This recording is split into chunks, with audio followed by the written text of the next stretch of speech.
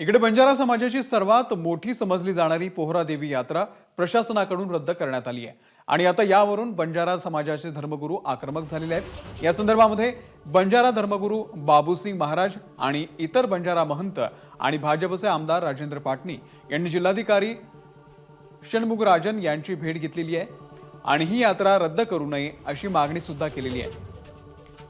जिल्हाधिकाऱ्यांनी या निर्णयावरती फेरविचार करण्यासाठी 1 तारखेपर्यंतची वेळ मागितलेली आहे।